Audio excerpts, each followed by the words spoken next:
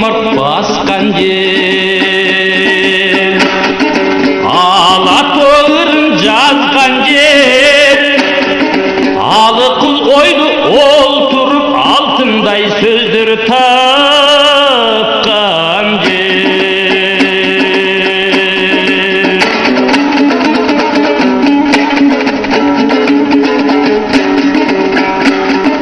Тоқымда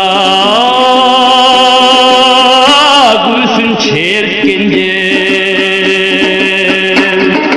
толқынды ырын төккен жер, жыр қалды біздің заманда жылдызға даңқы жеткен жер. Жыр қалды